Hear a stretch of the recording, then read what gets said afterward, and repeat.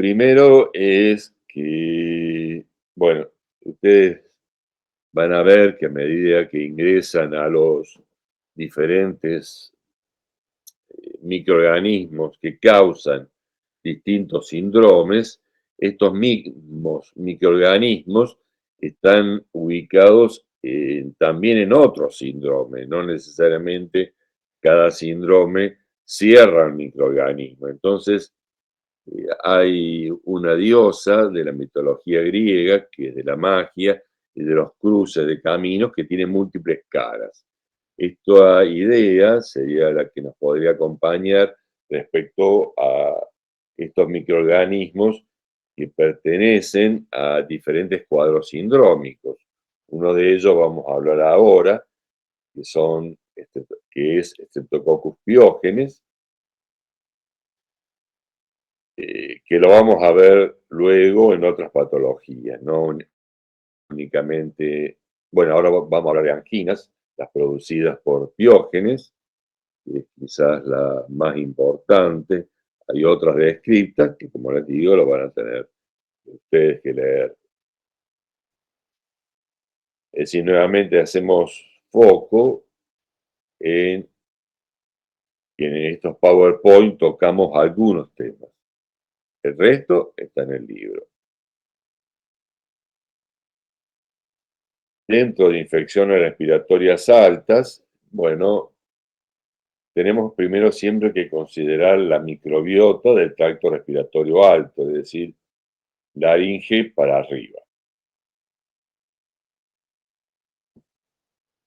Todo el proceso de colonización es un proceso, bueno, han visto ustedes de interacción de las células de las mucosas con determinadas bacterias y microorganismos. Generalmente los, los que colonizan son las bacterias. Los otros microorganismos producen, bueno, hay algunos hongos también, hay algún hongo que coloniza, pero si no son bacterias.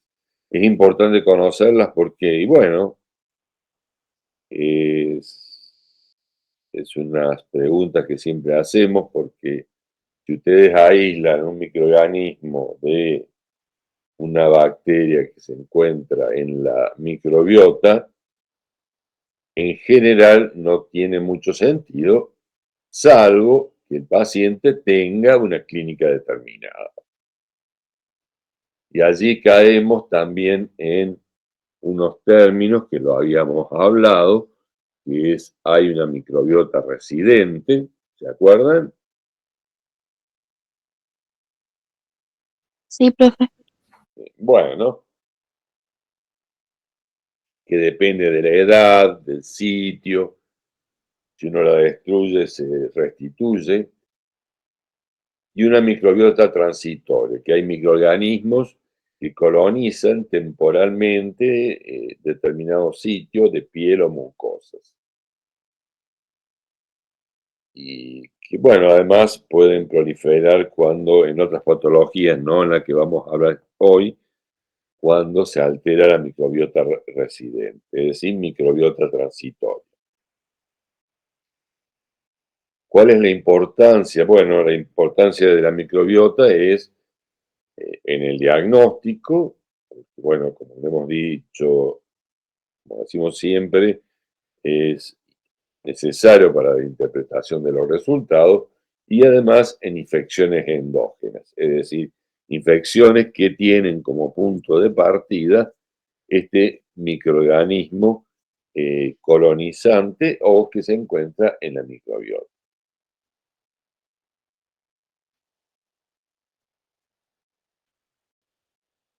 Respecto al tema que nos ocupa, podemos hablar que existe un estado de microbiota transitorio, también llamado portación, de Streptococcus pyogenes. Nuevamente estamos metiendo microorganismos, quizás les resulten todos como extraños, pero bueno, ya lo vamos a repetir porque la forma sindrómica es, digamos, se organiza de este modo. Ponemos microorganismos, todos distintos, pero que luego se vuelven a repetir. Por ejemplo, Streptococcus pneumoniae, lo hablamos también en meningitis, Haemophilus influenza. Bueno, en la faringe hay portadores de piógenes, de neumonía, de Haemophilus influenza y de Neisseria meningitidis, que también lo hablamos en meningitis. En la microbiota oral está la presencia de Streptococcus del grupo Viridans, son Streptococcus alfa hemolíticos, esos que producían alrededor de la colonia una hemólisis de color verde, que habíamos hablado la clase pasada.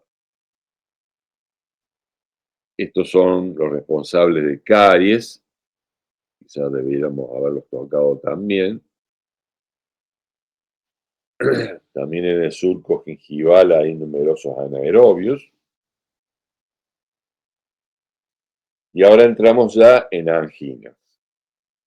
Y vamos a ver, bueno, hay una clasificación de no exudativas en donde hay algunos virus, de Neisseria y Mycoplasma, que son dos bacterias, exudativas sobre todo piógenes, esta se mueve, piógenes, acá, bueno, y virus Epstein-Barr, que dan, digamos, la misma característica de angina exudativa. El Epstein-Barr además produce la mononucleosis infecciosa.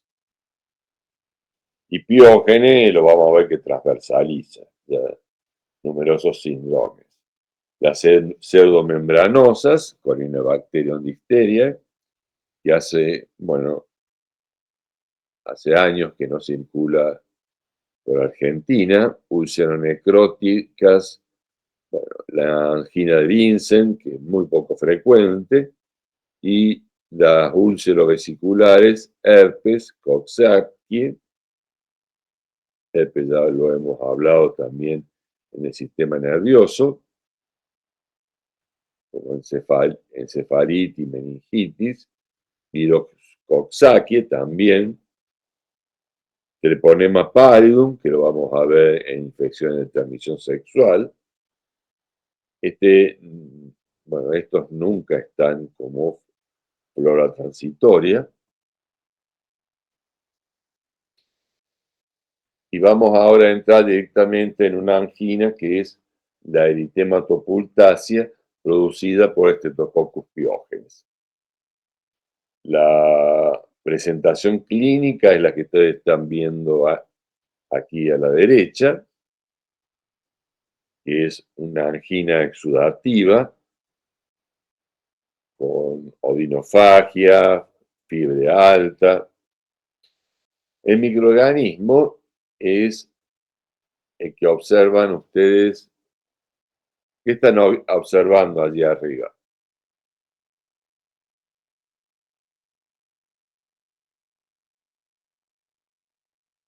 Puede ser Cocos, que sea una bacteria en forma de coco. claro, cocos gram positivos dispuestos en cadenas.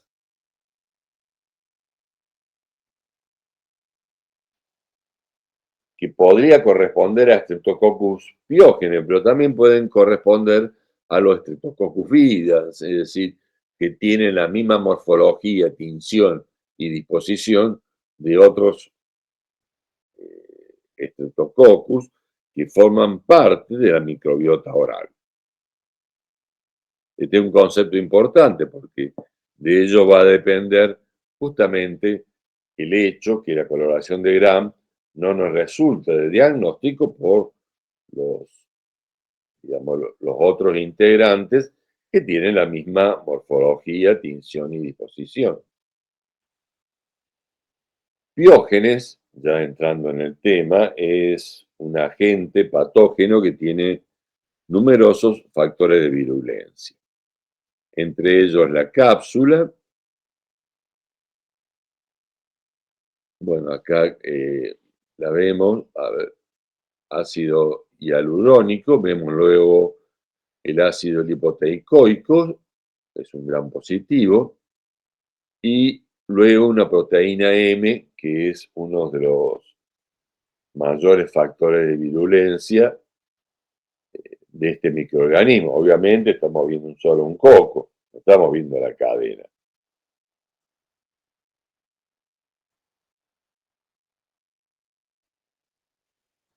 Hay un problemita con Piógenes que tiene antígenos en su superficie que semejan los antígenos que os hacía, es decir, proteínas que se semejan a las que se encuentran en las válvulas cardíacas y en articulaciones. Esto, en cierta manera, le permite evadir la respuesta inmune, pero también, al mismo tiempo, eh, dar cuenta de una inmunidad cruzada. ¿Qué quiere decir esto? Bueno, cuando se arma una respuesta para determinado antígeno, pero que además cruza, o sea, da lugar a la respuesta contra otro antígeno distinto. Allí se habla de una inmunidad cruzada, es decir, cruza con antígenos diferentes. De tal modo que este Diógenes tiene inmunidad cruzada contra antígenos propios, lo que da cuenta de una patogenicidad que la vamos a ver en numerosos microorganismos, este cruce antigénico. Dentro de los factores de virulencias, tienen, bueno, enzimas hemolíticas, como la streptolicina O y S, que causan la beta-hemólisis, una toxina eritrogénica, productora de la escarlatina. Al mismo tiempo, estas toxinas pueden actuar como superantígenos. Es decir, ¿qué es un superantígeno? Bueno, es un antígeno que directamente, sin necesidad de una presentación antigénica, activa los linfocitos, los receptores de los linfocitos T. Por eso se lo llama superantígeno, es decir, no hay especificidad, sino directamente activa todos los clones de los clones o numerosos clones linfocitarios, lo que da lugar a una respuesta, digamos, con múltiples mediadores químicos. También tiene otra enzima que inactiva el complemento, como la C5 peptidasa. Bueno, sería largo hablar de todos los factores de virulencia de este microorganismo. La angina estreptocócica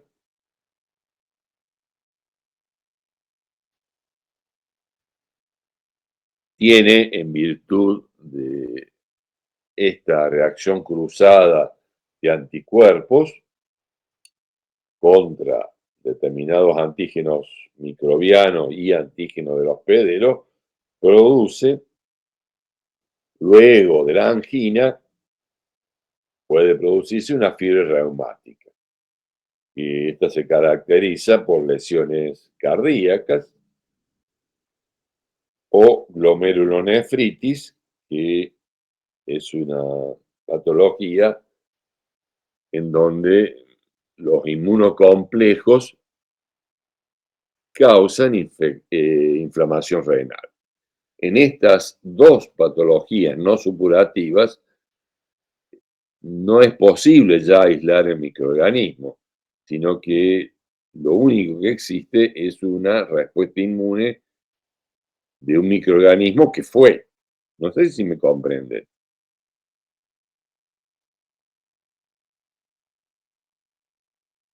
¿no? ¿Podría repetirlo, profe? Sí, cómo no, volvemos. A ver si hay algo que me ayude. No, no hay nada que me ayude a explicar. Lo de cruce antigénico no lo entienden. A ver si tengo acá. dos viromes, dos lapiceras. Bueno, imaginemos que estas son dos estructuras distintas.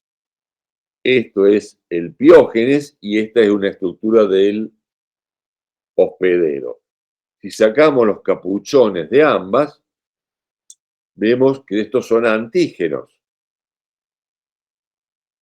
La respuesta inmune pega con estos dos antígenos, pero uno pertenece al microorganismo y otro al hospedero.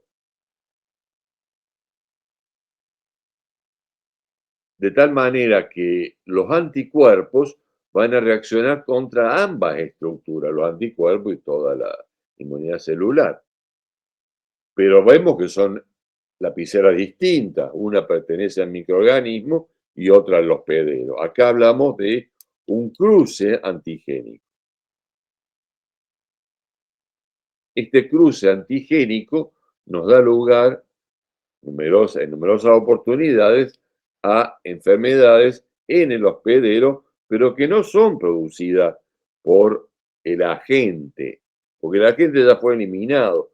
Son producidas contra los anticuerpos que fueron dirigidos hacia este antígeno que también estaba en esta otra, bueno, por eso dejé esta otra estructura del hospedero. ¿Está un poco más claro ahora? Ahora sí, profe, Sí, gracias. profe. De hecho, que también en el diagnóstico hay cruces en el diagnóstico, es decir, hay determinados agentes virales que cruzan la respuesta inmune, porque digamos, los antígenos tienen similares estructuras. Esto de la similar estructura entre algunos antígenos de microorganismos y antígenos propios es la razón de muchas enfermedades. Pero luego, cuando aparecen estas enfermedades, en este caso y en la mayoría, no es ya posible recuperar el microorganismo. Por eso se dice que son a distancia y no supurativas.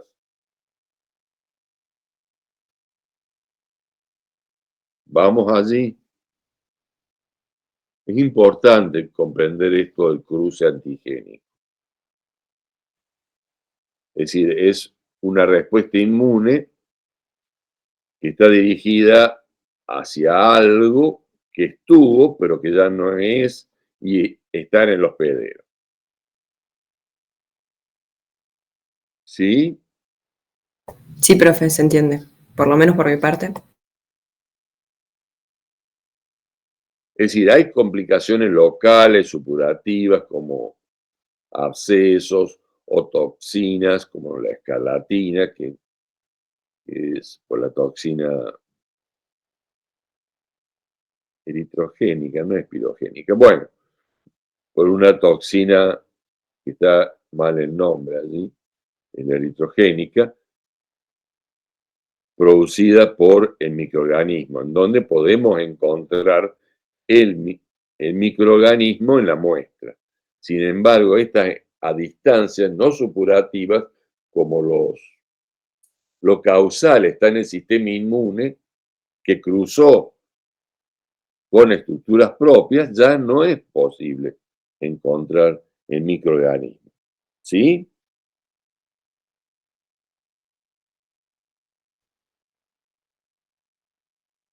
No. Sí, profe. Bueno. También es, por ahí, se me ocurre ahora,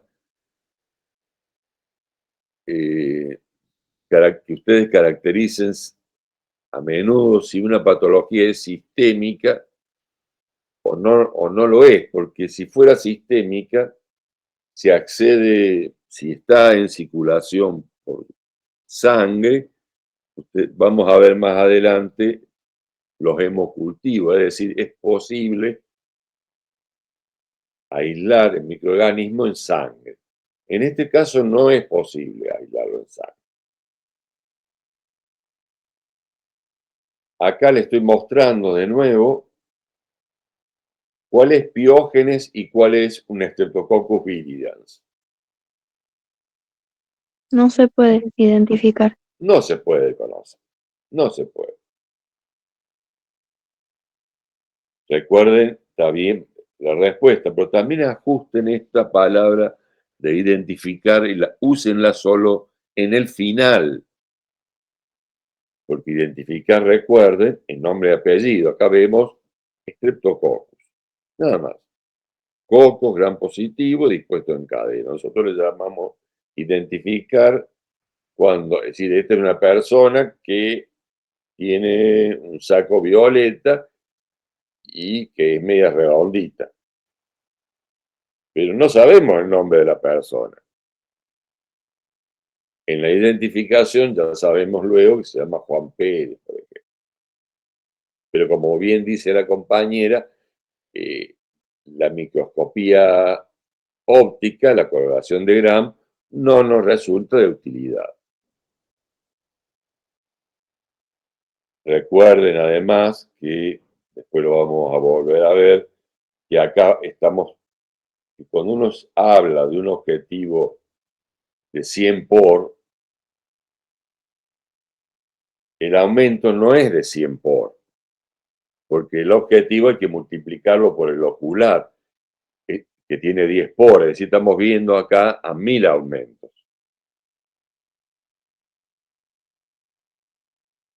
Que es el límite de resolución del microscopio óptico. Inclusive, para verlo, ustedes ya verán con la profe, hay que utilizar aceite de inmersión en el objetivo. Es decir, cambiamos un poco de tema porque después lo vamos a utilizar en numerosas oportunidades. Vamos a ver, si hay que visualizar en un objetivo de 100 por, y claro, uno cree que es 100 el aumento, y no, es 1000 el aumento. Bueno, esto es para... Bueno.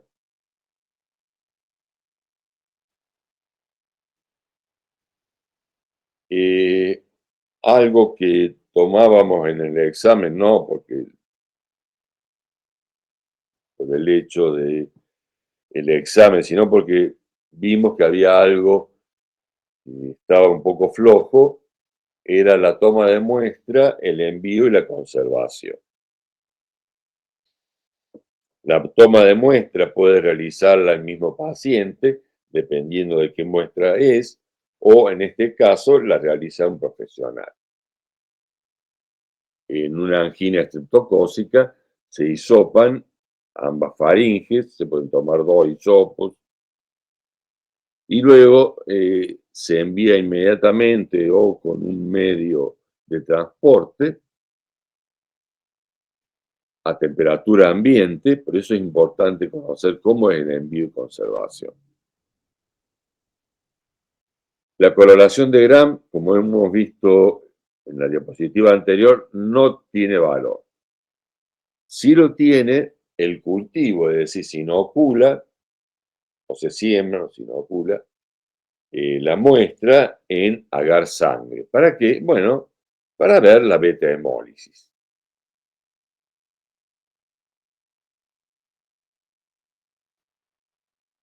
En realidad, si uno de estos fuera Piógenes, recordemos que el Piógenes puede estar también como microbiota transitoria, es decir, que es necesario siempre, tener esta faringe para dar valor,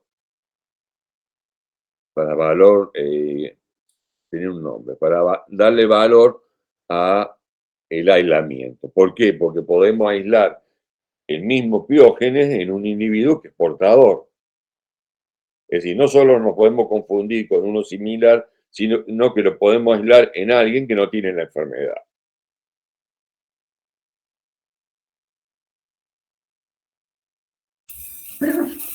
Profe, buen día. Y yo tengo una pregunta. Sí. Si aislamos el microorganismo en una persona que no tiene la enfermedad, ¿qué hacemos? Nada. No. Es solo útil para conocer cómo está el estado de portación, porque en algún momento puede enfermar o no puede enfermar nunca. Puede sí ser transmisor, pero no enferma. No hay que no hay que darle antibióticos, antimicrobianos, nada. Bueno, y yo tengo otra pregunta más, aprovecho que le interrumpí y hago un 2 por 1. Sí, claro. Profe, y si es porque es re frecuente la angina, y si yo a ojo nomás la puedo ver, la amígdala, la que tiene esas placas, ¿es necesario hacer todo este procedimiento diagnóstico? No Sí. le puedo, así, le doy el antibiótico nomás, y listo, más rápido. Y porque lo que sucede es que hay numerosas anginas virales que cursan con la misma clínica. Es decir, son la mayoría en realidad. Sobre todo en los primeros 5 o 6 años de vida, son las anginas virales. Por eso está aquí, hay algunos métodos más simples que el cultivo, que por ahí resulta engorroso, que son técnicas rápidas de detección antigénica. Con aglutinación en látex, que simplemente uno toma la muestra y el médico realiza el diagnóstico. Es decir, que siempre hay que hacer el diagnóstico de esta angina a este propósito. Es decir, que la mayoría de las anginas, en general, sobre todo en la primera infancia, son virales, con lo cual se van a resolver en 7 días, aunque el médico no le indique nada más que un antitérmico. Y no es necesario a todas las anginas darle un antibiótico. ¿Sí? De hecho, el antibiótico tiene un uso muy específico. ¿Sí? Y si encontramos un microorganismo en un paciente que no tiene clínica, tampoco le damos el antibiótico, excepto en algunos casos muy precisos. O sea, el secreto del médico no es dar antibióticos, sino no dar antibióticos. El buen médico es el que da menos antibióticos. Sí, aparte, fíjense la complejidad, ¿no? De qué manera, a ver, primero vemos algo que puede ser otra cosa. Después cuando lo vemos y lo caracterizamos, depende. Realmente bueno, depende si el individuo está enfermo o no. Después la mayoría no. Después además, lo voy a comentar, no tiene mucho que ver, pero en las anginas no den aspirina, es paracetamol. No tiene mucho que ver, pero seguramente, como ya uno se comienza a meter en un tema, recuerden.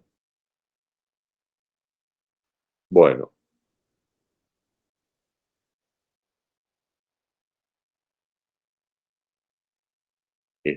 hemos llegado bien. Sí, profe.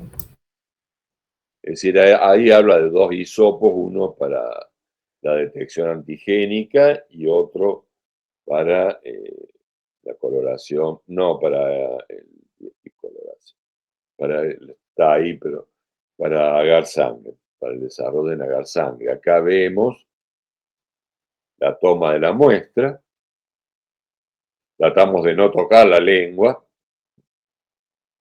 porque imagínense si le pasamos el hisopo por los dientes, luego por la lengua, claro, y llegamos recién a la amígdala, ya va a tener de todo menos lo que estamos buscando.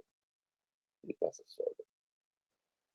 El transporte y la siembra en un agar sangre. ¿Por qué agar sangre? Bueno, porque lo que primero nos va a ayudar para quitar gran parte de los Streptococcus de la microbiota es la hemólisis. Para ello debemos incubar luego en una estufa. Por eso la detección rápida es, bueno, no sé si disponen de la detección rápida en el Rawson, creo que. Sí, sí, tenemos detección rápida y ahí en el hospital de Villa Mercedes también lo tienen, ¿no, Karina? Sí, tenemos el té rápido y además hacemos el cultivo. Las dos cosas. Y Karina, aprovecho que está acá. Y si ya tenés el diagnóstico con el test rápido, ¿por qué tenemos que hacer el cultivo? Sí, porque es el método gol estándar. ¿Y qué pasa? Cuando estoy media mal de mi voz.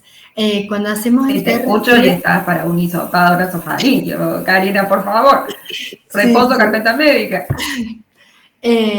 Si hacemos el hisopado y nos da positivo por té rápido, igual nosotros lo cultivamos porque hacemos vigilancia de resistencia. No es que siempre se le haga antibiograma al estrepto, pero como somos laboratorio de referencia, nosotros vigilamos sobre todo en marzo y septiembre que emergen nuevas cepas, a ver si no aparece alguno de estos estreptos que tenga resistencia. Entonces siempre le hacemos cultivo. Una por eso, y otra porque el cultivo es mucho más sensible a veces, o sea, a lo mejor el terapio nos puede llegar a dar negativo y en el cultivo nos desarrolla. Así que siempre lo hacemos en paralelo. Es decir, más allá que siempre fue sensible a los beta-lactámicos, que ya vamos a ver la penicilina, están apareciendo cepas resistentes. Ahí seguramente Karina dará lo suyo. A ella le gusta el tema de resistencia a los antimicrobianos. ¿O no, Karina? Sí, me encanta. Siempre termino en el mismo tema, yo sé, todo lo relaciono con eso y caigo ahí. Pero sí, es súper importante, si bien por ahora son sensibles, hay que vigilar constantemente, porque así como aparecen colis o klebsielas cada vez más resistentes, bueno, el streptopiógenes también hay que vigilarlo, y bueno, nosotros somos uno de esos laboratorios. No informamos el antibiograma, ustedes nunca van a recibir un informe de un hisopado para estrepto positivo y con antibiograma.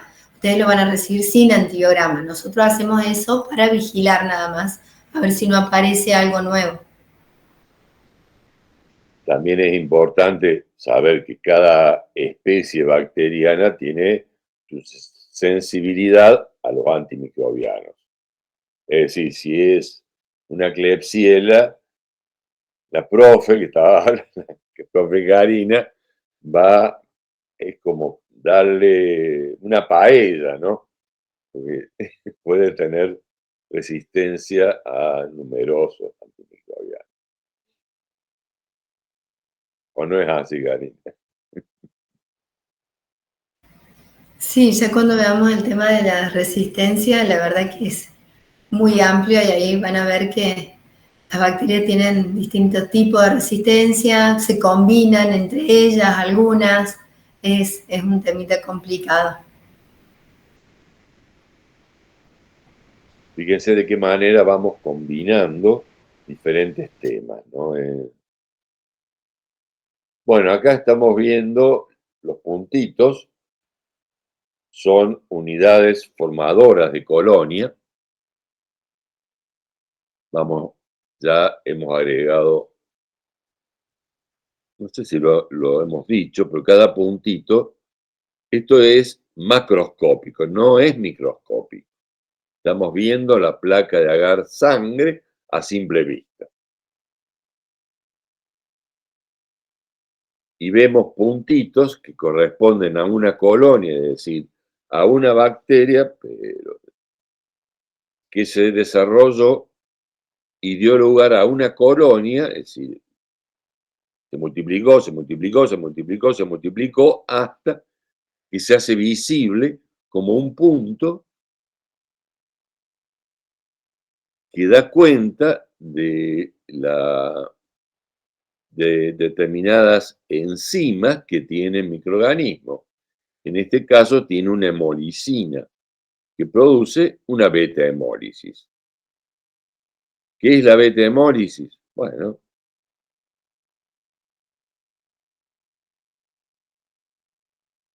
la destrucción total del eritrocito, de tal manera que se ve una zona transparente en el agar sangre. Si fuera un alfa hemolítico, como los viridans, veríamos una zona, es una hemólisis parcial, veríamos una zona verde en lugar de una zona transparente. Luego luego de tener este desarrollo, nuevamente hacemos una coloración y hacemos la prueba de la catarasa, que consiste en detectar la presencia de la catarasa, que en este caso es catarasa negativo. Catarasa positivo son los Staphylococcus aureus, es otra bacteria, en donde se coloca unas gotas de agua oxigenada y se liberan burbujas en el caso que sean catarasa positivos.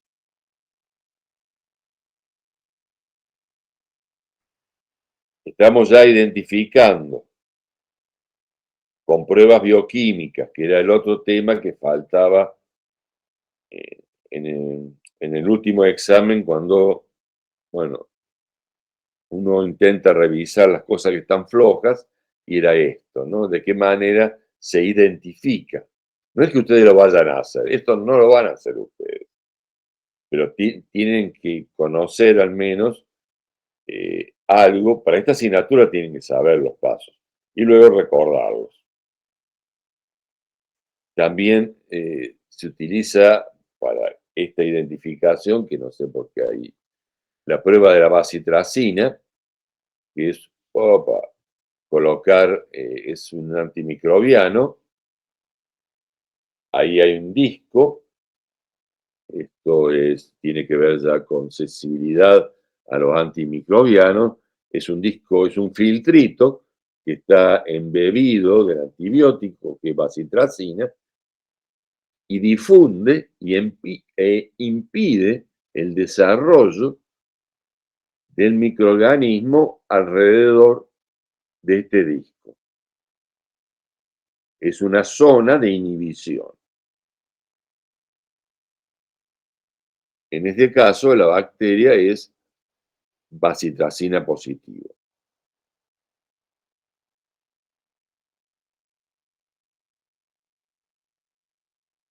Vamos, siguiendo. Mira cómo tardamos, a hablar sobre un tema. No me... Profe. ¿Sí? Sí, profe. Porque esta va a ser luego la base de las pruebas de sensibilidad. Pero bueno, se produce un halo de inhibición porque la bacitracina, digamos, es activa contra piógenes. Y luego hacemos otra prueba que se llama PIR, que es la capacidad del organismo para producir una enzima que es la pirrolidonil arinamidasa, no importa, que cuando la produce da lugar, a un cambio de color, se da cierto colorante también que uno coloca, y Piógenes es PIR positivo. Es decir, que en síntesis, la identificación se basó, está al revés esto, en que era un beta hemolítico, bacitracina positivo, catalasa negativo, PIR positivo. Estas son las pruebas bioquímicas. ¿Sí? Sí, profe. Sí, profe.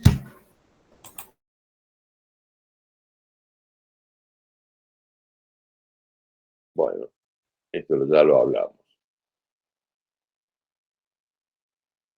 Bueno, esto está medio complicado, prefiero darlo desde acá.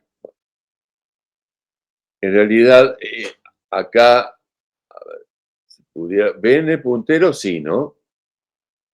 Sí, se ve. Bueno, esto es algunas de las patologías, la faringitis, pero vemos otras patologías que causa el mismo microorganismo, que pueden ser tanto superficiales, que es en piel y tejidos blandos, o la fiebre reumática y la glomerulonefritis postestreptocócica, y vamos a ver luego infecciones invasivas en piel y tejidos blandos por el mismo microorganismo. Es decir, tenemos un microorganismo que tiene varias caras, como le había mostrado en la diapositiva en la primera, que es la de producir diferentes patologías.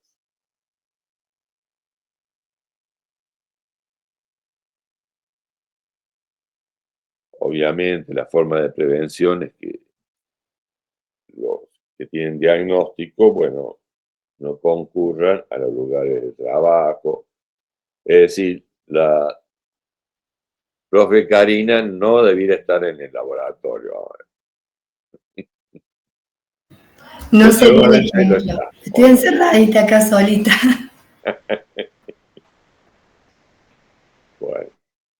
Bueno, ahora pasamos a otro tema.